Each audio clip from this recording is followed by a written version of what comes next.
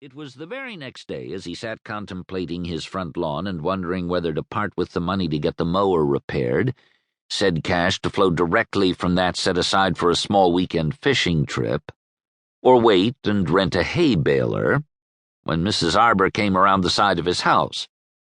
She was careful not to set actual foot on his tainted property. She had Muffy by the scruff of the neck, held out from her body like a plague victim's garment. "It was doing it!" she screamed at him. Her further words were drowned out by a much louder roaring and squealing.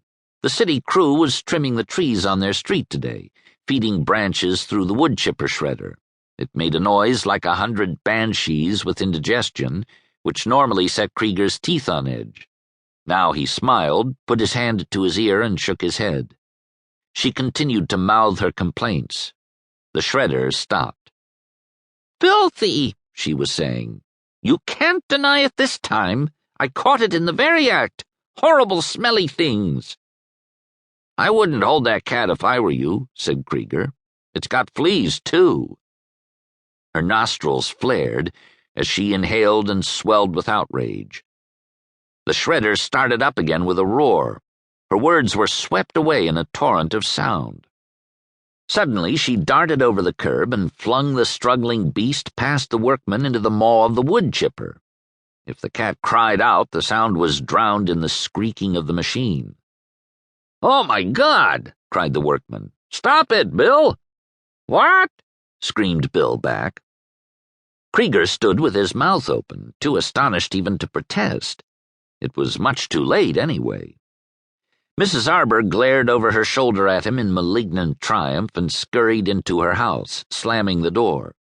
In the sudden silence as the shredder stopped, he could even hear the clicks as her 2 deadbolts were jammed into place. When the kids came home from school, he only said, "Muffy was killed in the street today." He did not personally miss the cat much. It had been afflicted with a chronic rhinitis, and it used to wake him up regularly at 4 a.m, sneezing gobs of cat mucus into his left ear. So he did not write "psycho bitch" across her front lawn in Clorox, but it was a near thing. Krieger could, when feeling vaguely Christian, see her point about the cat.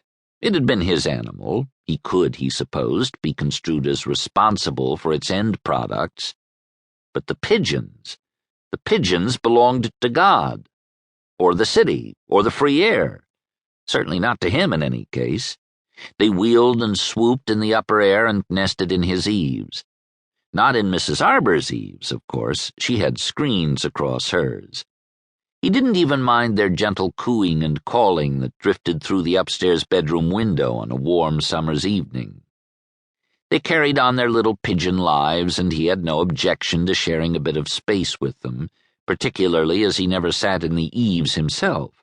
But of course, where there's life, there's shit.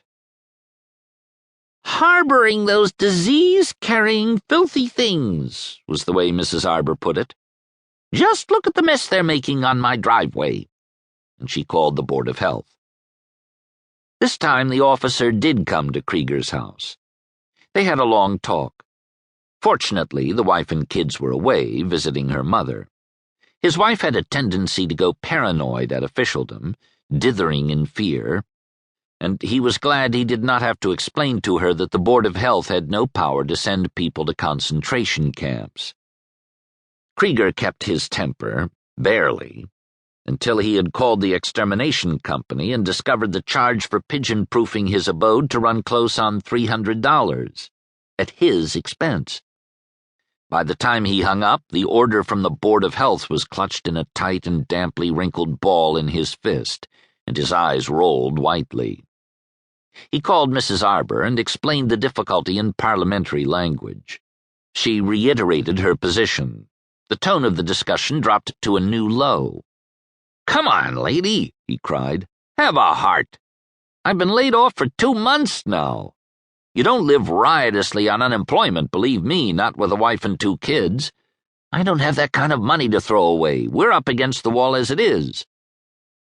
"That's what's wrong with this country," she returned. "Lazy bums who'd rather swill out of the public